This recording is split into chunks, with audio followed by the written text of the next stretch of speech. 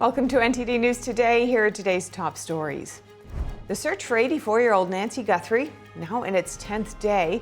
The FBI saying it's not aware of any ongoing communication between Guthrie's family and any suspected kidnappers.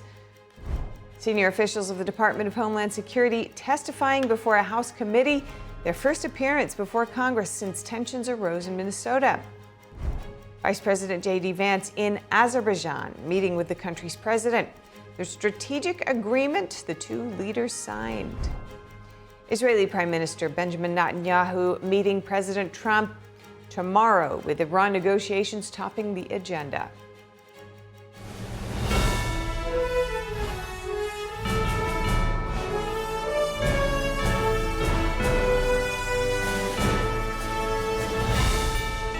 This is NTD News Today, live from our global headquarters in New York City.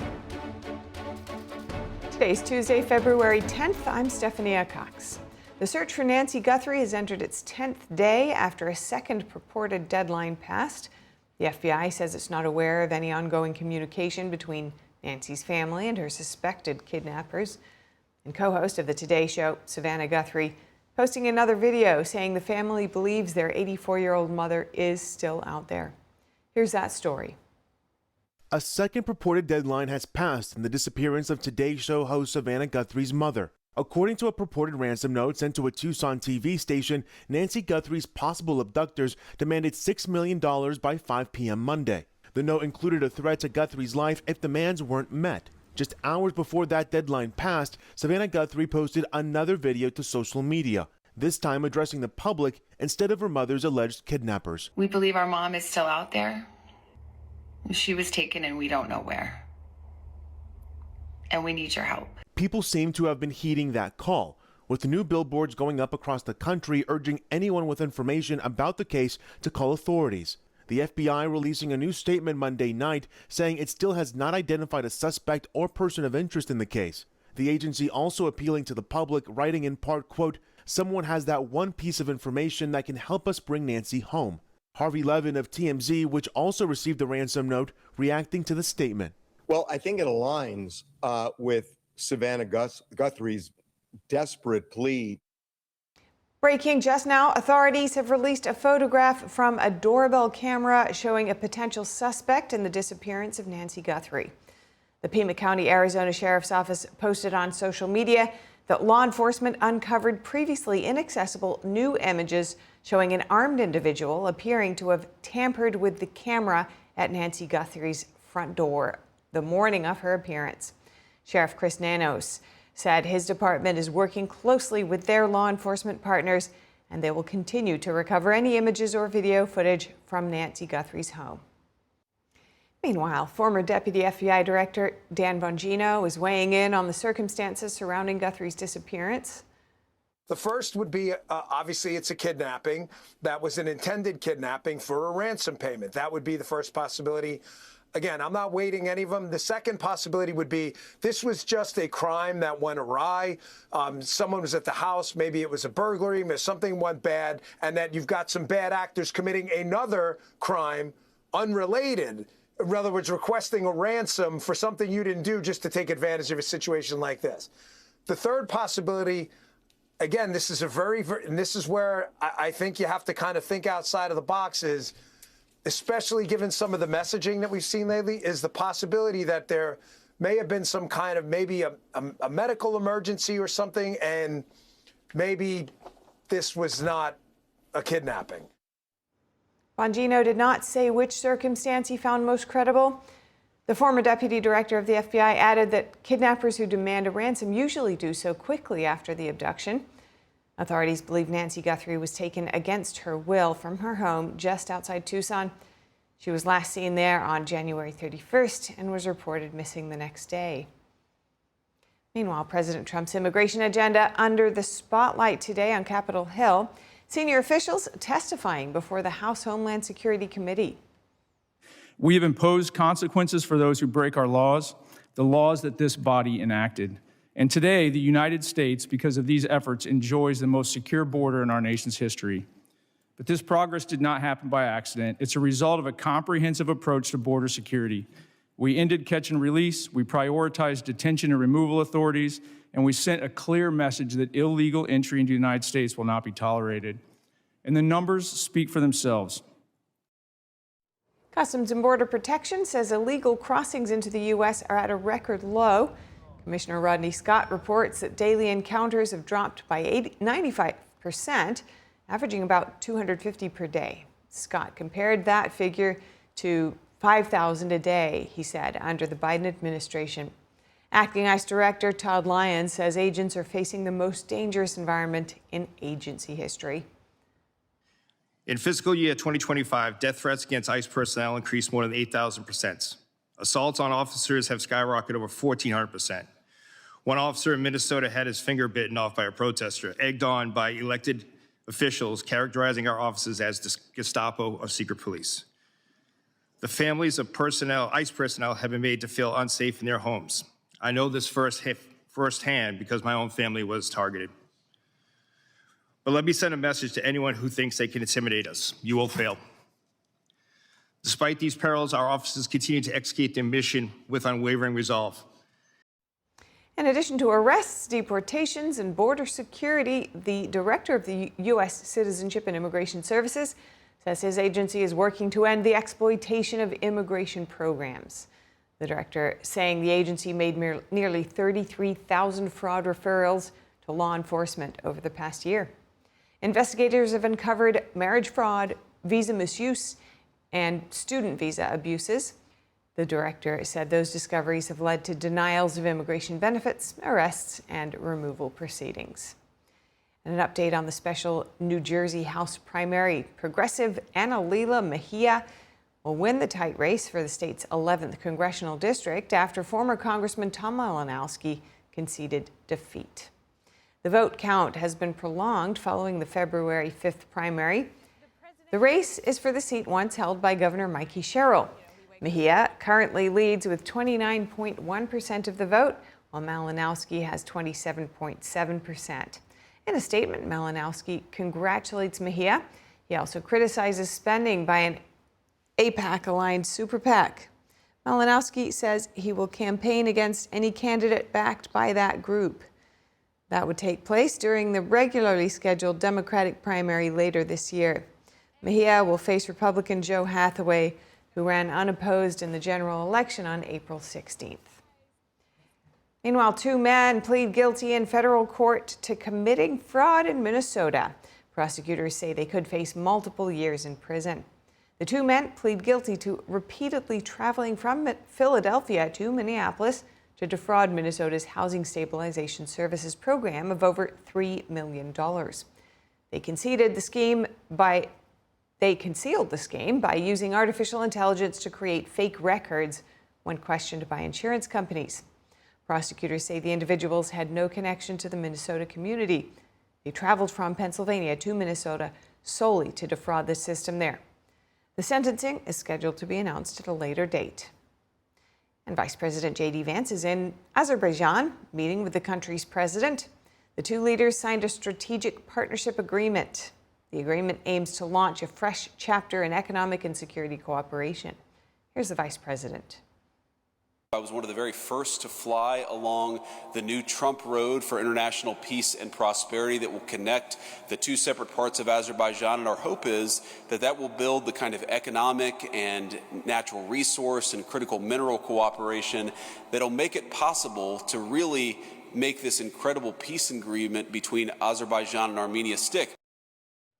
Azerbaijan's president says the 2 nations are entering a new phase in cooperation on defense sales and artificial intelligence.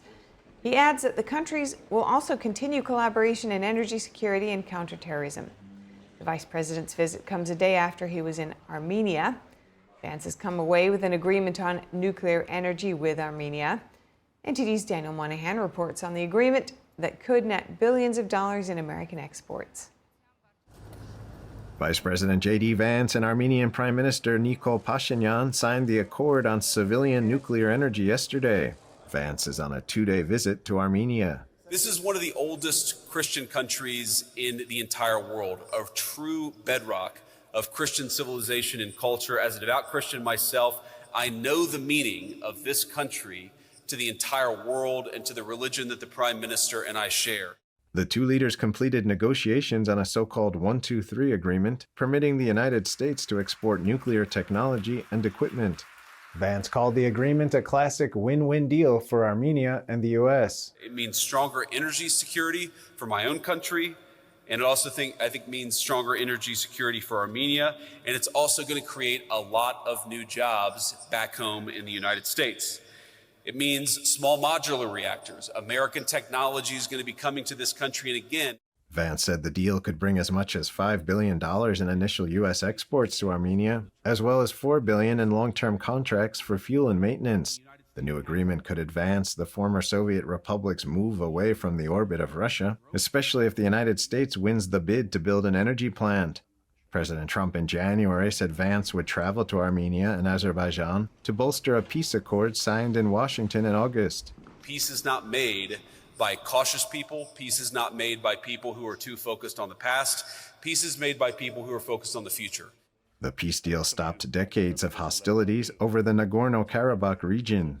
I think that we really do have an opportunity not just to create a historic peace that can last, as you said, one that could reach the point of no return. I believe that we are at the point where we could actually have Armenia serve as an important anchor for economic development in this region of the world. On his trip, Vance is promoting the Trump Route for International Peace and Prosperity, or TRIP. The segment is a planned 27-mile corridor spanning southern Armenia. The route would also circumvent Russia and Iran, rerouting energy and trade from Moscow. It would provide Azerbaijan direct access to its Nakhchivan exclave and its ally Turkey. An exclave is a portion of a country that is separate from the main territory. The trip also seeks to establish U.S. relations via agreements on nuclear cooperation, semiconductors, and defense equipment. This thing is scary looking. It's pretty awesome. The second family can be seen here, arriving in Armenia. Today, Vance and Second Lady Usha Vance attended a wreath-laying ceremony at the Armenian Genocide Memorial to honor the victims of the 1915 Armenian Genocide. The genocide was carried out mainly through the mass murder of around 1 million Armenians during death marches to the Syrian desert and the forced Islamization of others, primarily women and children. Daniel Monahan, NTD News. Thank you, Daniel. Next, Israeli Prime Minister Benjamin Netanyahu is meeting with President Trump tomorrow. The Israeli leader explains the main focus of the meeting. On this trip, we will discuss a series of issues: Gaza, the region, but of course, first and foremost, the negotiations with Iran. Netanyahu said it's his 7th trip to the United States since Trump started his 2nd term. The Israeli leader saying the frequency reflects the bond between the two countries. The pair had been expected to meet next week, but the talks were brought forward amid the renewed engagement with Iran. Coming up, the president's new lower-cost drug website is here, Trump RX. What's next for consumers and for the industry? We'll speak with an expert. Big wins in court for the Trump administration. A judge blocks California's mask ban for ICE agents, and an appeals court backs ending temporary protected status for 3 countries.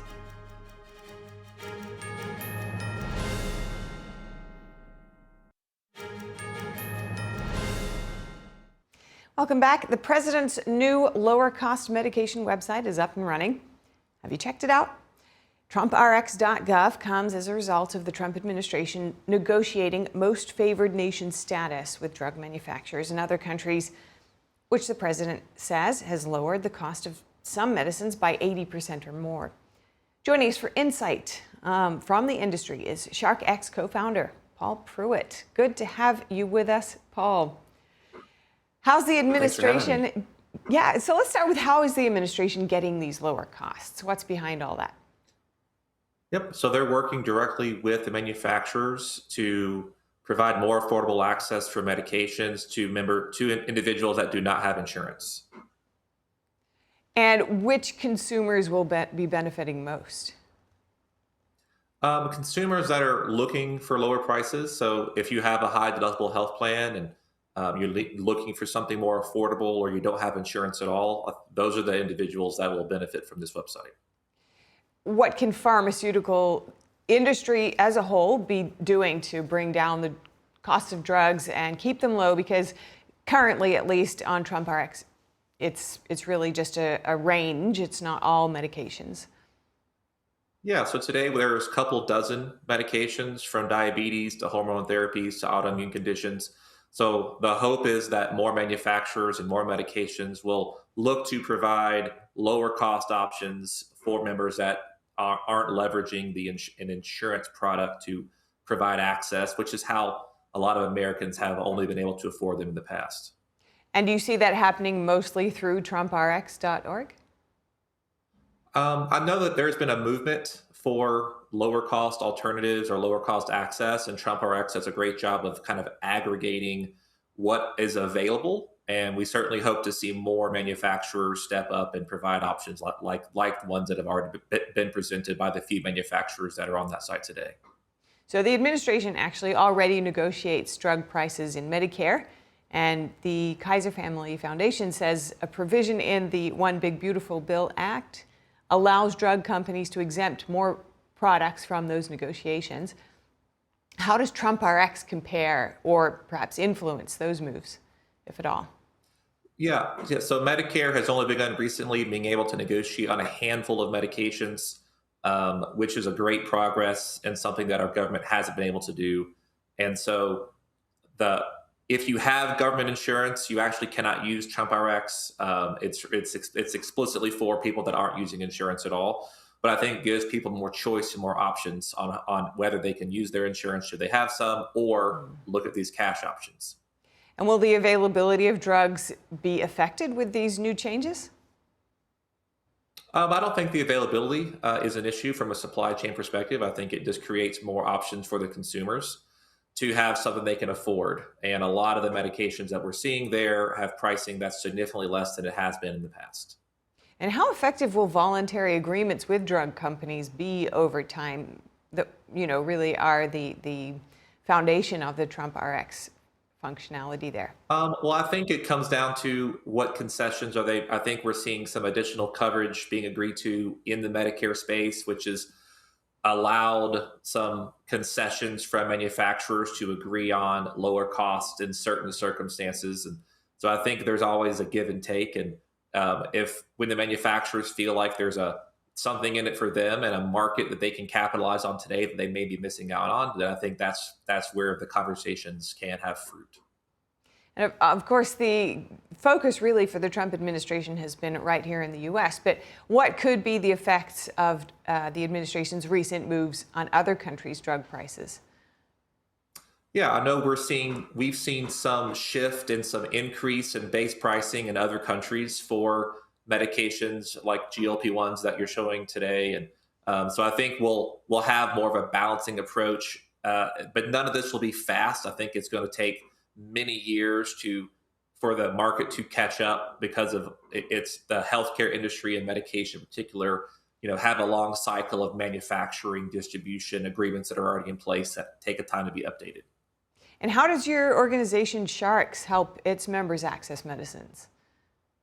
So our purpose is to look at the open market and what's available, including what TrumpRx is recently approaching and has approved, and say where can we understand access for the members that we work with that don't have coverage for medications, that need something more affordable.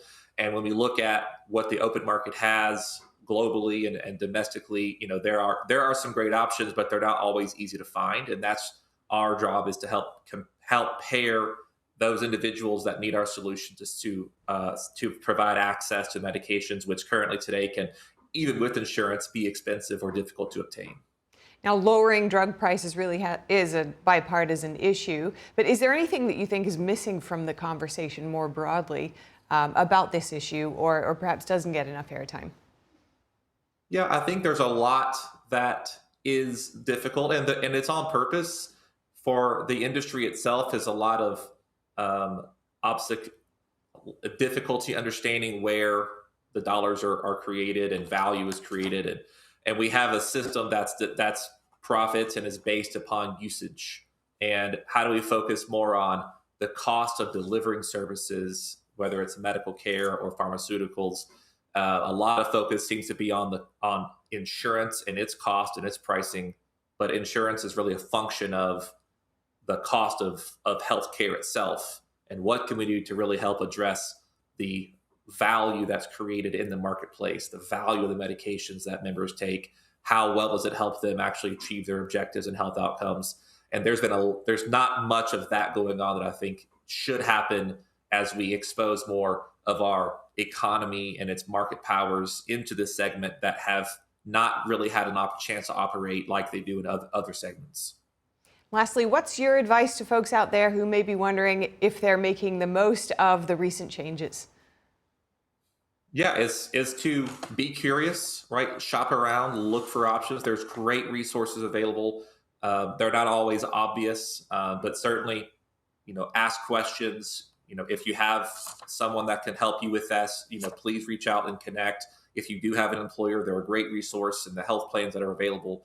If you don't have coverage, there's actually more resources available for those, because medications can be expensive. And we're really talking about just the branded products. Most generics have very affordable resources, especially if you're looking at community pharmacies or mail order pharmacies that have great pricing for those.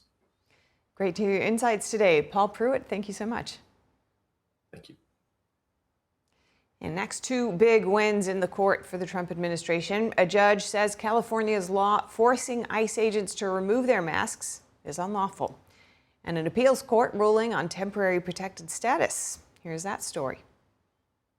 A federal judge blocking part of a California law that would have stopped law enforcement officers from wearing masks on the job, saying the rule unfairly targets federal agents.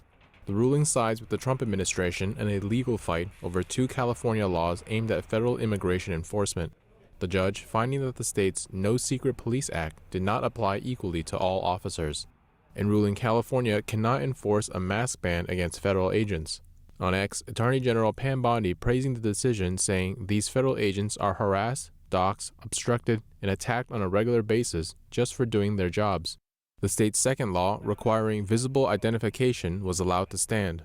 California passed both laws after federal immigration operations in the state last year. Meanwhile, a federal appeals court is clearing the way for the Trump administration to end temporary protected status for immigrants from three countries, Nepal, Honduras, and Nicaragua. The Ninth Circuit says it is putting a lower court ruling on hold while the case is appealed. The panel explained TPS exists for foreign nationals who cannot return safely to their home country because of extraordinary circumstances like armed conflict or natural disaster. The judges pointing out the Secretary of Homeland Security is required to regularly review whether those conditions still exist, saying if they don't, TPS must be terminated. In a post on X, Secretary of Homeland Security Kristi Noem saying TPS was never designed to be permanent, yet previous administrations have used it as a de facto amnesty program for decades. Nepalese citizens were granted TPS following a devastating 2015 earthquake. Hondurans and Nicaraguans got their designation back in 1999. That year, Hurricane Mitch resulted in the deaths of around 10,000 people in Central America. Secretary Noem says the situation in each of these countries has since improved. The appeals court's decision now allows the administration to move forward with ending protections for nearly 89,000 people. It comes amid attempts to end TPS for around 300,000 Haitians in the U.S. A judge last week ruling that termination unlawful. The administration is appealing that decision. And you've likely received your tax documents by now. That means the clock is ticking to file your taxes. The Trump administration made a lot of changes under the big, beautiful bill, and that could mean a lower tax bill and a higher refund for filers. Take a look.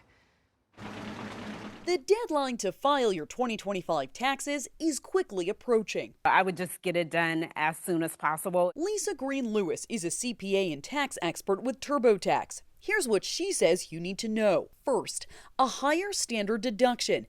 That means more of your money is shielded from federal taxes. For single filers, it increases to $15,750, up from $15,000. For married couples filing jointly, it increases to $31,500, up from $30,000. Second, a higher state and local tax deduction, commonly known as SALT. It allows you to deduct your state and local income taxes or your state and local general sales taxes. That cap jumps to $40,000 from $10,000 for married couples filing together. You may also be able to deduct your property taxes as long as your income or sales taxes doesn't put you over that $40,000 cap. In those high property tax states and state tax states, they'll be able to claim some more of those deductions. Third, a larger tax credit for children. Parents can receive $2,200 per child. They must be under 17 at the end of the tax year, among other requirements. If you work in an industry where you get tips or overtime, there are some changes you need to know about. Eligible workers can deduct up to $25,000 in tipped income. If you're a service worker, like a firefighter, police officer, you can deduct up to $12,500 in overtime. Last year, the average refund was around $3,100, according to the IRS. With these new changes, some can expect an even higher refund. We are expecting filers to see up to $1,000 increase in their refund or lower balance due. The deadline to file your taxes is April 15th. President Trump says he's halting approval of a new international bridge linking Michigan and Ontario, Canada. He's calling for negotiations on the project to restart. Trump questioned Canadian ownership of the Gordie Howe International Bridge and argued the United States should receive greater economic benefits. He also criticized Ontario's ban on U.S. alcohol sales, Canada's dairy policies, and recent Canadian agreements involving China. The $6.4 billion bridge is funded by Canada and is owned by the Windsor-Detroit Bridge Authority. The Obama administration approved the agreement in 2013. Construction of the bridge is now complete and testing is underway. Canadian officials have not yet responded publicly. President Trump previously expressed support for completing the cross-border project. That was during his first term. And the Trump administration can keep its funding freeze in place for the Hudson Tunnel project, at least for now. A federal judge paused her earlier order that required the money to be restored. The project will build a new commuter rail tunnel between Manhattan and New Jersey. The pause, though, gives the federal government time to file a motion with an appeals court. The judge put her original order on hold until Thursday, 5 p.m. The Trump administration withheld funding last year over concerns that money was being spent based on unconstitutional DEI principles. The existing Hudson Tunnel was heavily damaged by Hurricane Sandy back in 2012. Since then, frequent emergency repairs have disrupted travel on the nation's most heavily used passenger rail line. The commission, which oversees the project, has halted construction, saying it will resume when funding is restored. And housing affordability is front and center on Capitol Hill. House makers pass a bipartisan bill with overwhelming support from both parties. The bill aims to cut regulations and speed up construction. House Financial Services Committee Chairman French Hill says the country needs significantly more housing of all types. A poll conducted for the National Association of Realtors found housing affordability is an important issue to more than half of all voters. Industry groups are praising the legislation, saying it will help alleviate the housing crisis. And a jury is now seated in a landmark case accusing major social media platforms of intentionally targeting young users with addictive features. A 20-year-old plaintiff claims Instagram and YouTube fueled addiction and worsened her mental health. NTD's Christina Corona tells us more from Los Angeles. Opening statements began in a landmark lawsuit involving a woman who says Meta's Instagram and Google's YouTube are addictive and harmful to children and teens. The plaintiff, identified only as Kaylee GM, alleges the companies design addictive features contributing to her mental health struggles, including depression, anxiety, and suicidal thoughts. Her lawsuit claims the platforms were built to maximize addictiveness among children to drive profits. She compares those tactics to the tobacco and gambling industries. Meta and YouTube deny the allegations, arguing they are not legally responsible for third-party content posted on their platforms. Plaintiff's attorney Mark Lanier tells Fox that he plans to highlight internal documents he claims show Meta prioritizes profit over child safety. We've got documents where the companies themselves are claiming that they are addictive. that they are trying to drive addiction, because the more time they drive to their platforms, the more money they're able to garner. It's an attention economy that they're working.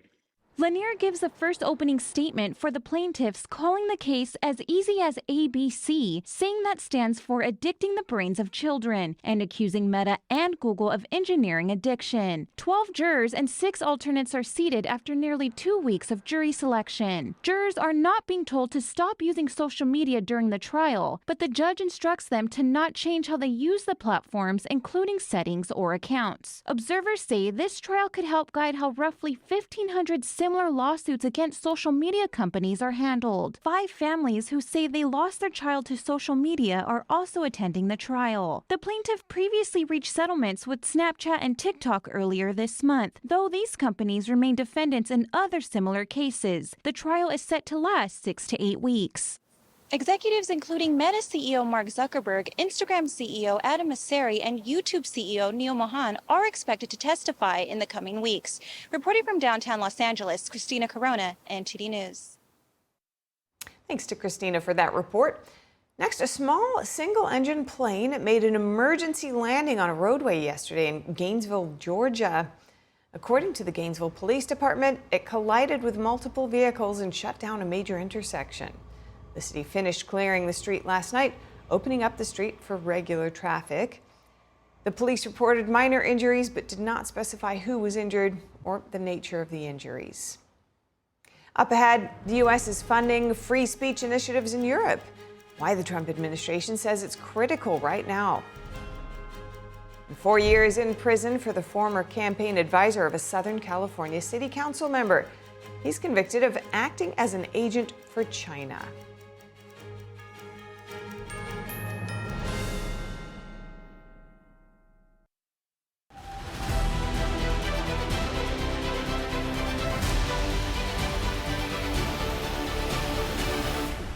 I'm Stephanie Cox, and this is World Watch. The Trump administration says it plans to fund free speech initiatives in Europe. Here's State Department Undersecretary Sarah Rogers discussing the initiative.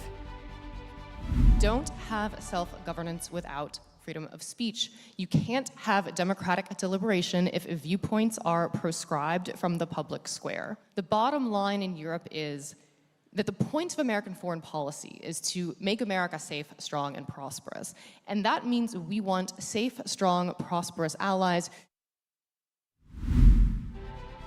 The initiative will include grants to support free expression in the wake of laws like the EU's Digital Services Act and Britain's Online Safety Act.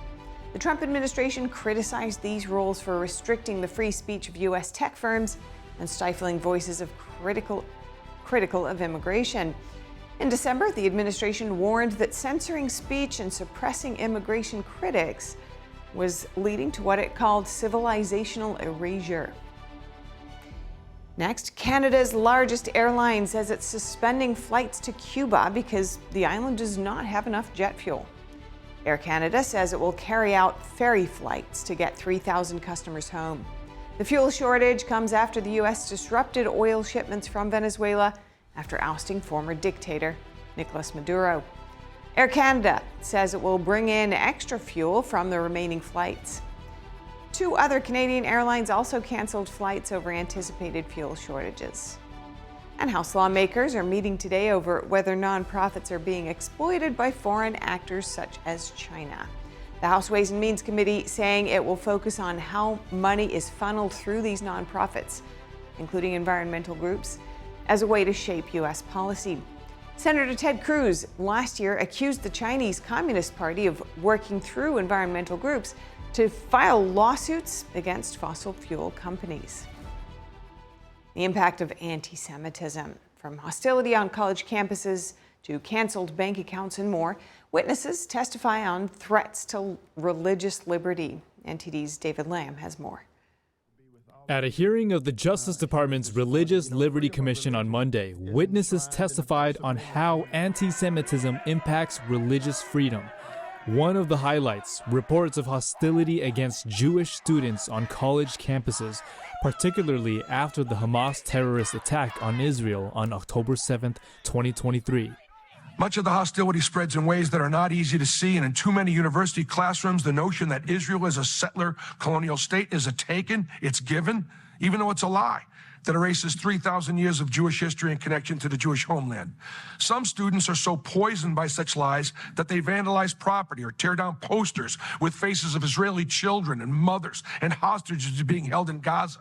The Religious Liberty Commission was established by President Trump to increase awareness and celebrate religious freedom in the U.S. This comes as the War Department says it's cutting academic ties with Harvard University, saying military officers were coming back from the school with, quote, heads full of globalist and radical ideologies that do not improve our fighting ranks.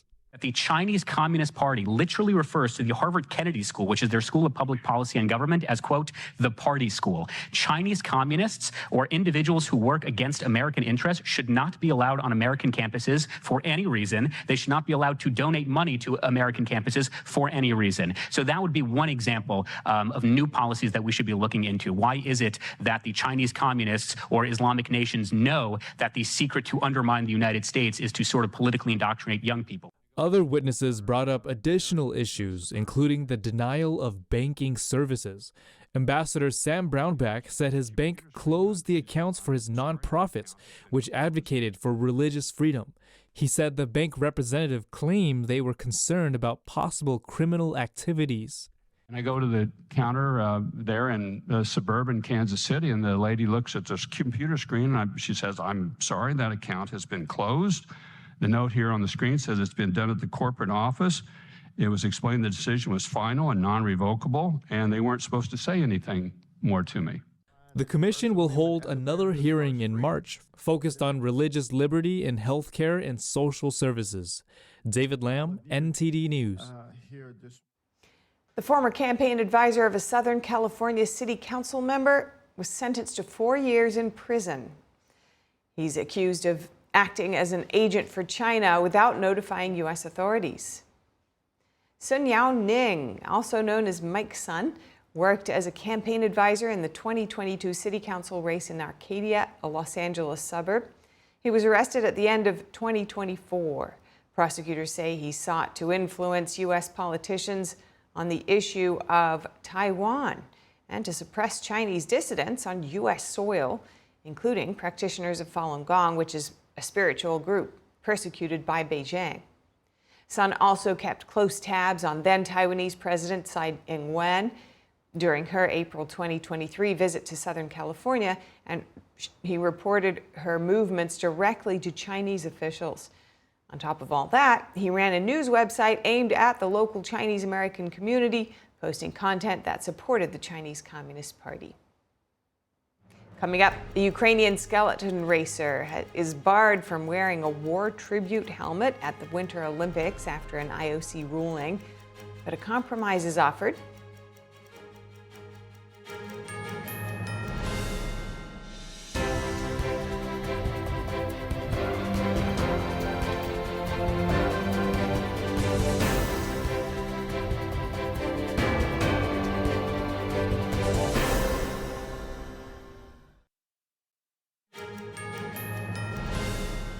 Welcome back. A Ukrainian skeleton racer will not be allowed to wear a helmet honoring athletes killed in the war in Ukraine during Winter Olympic competition.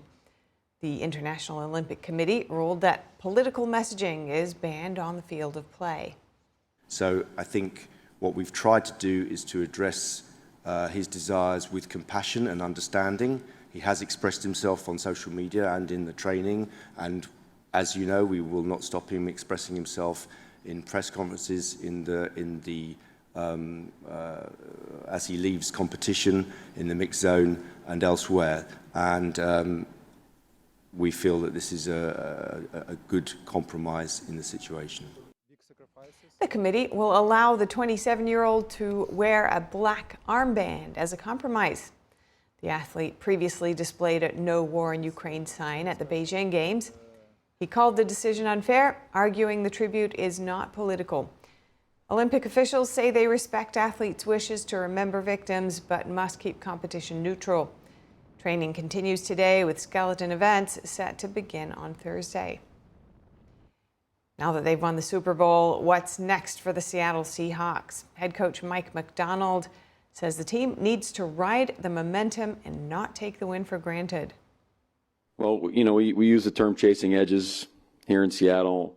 You have to live like that. You can't be copying everybody else. We want to be on the forefront of things. We know that we're target number one now, but it's really going to be our mentality for us to keep pushing the envelope with our personnel where we can take things at our speed.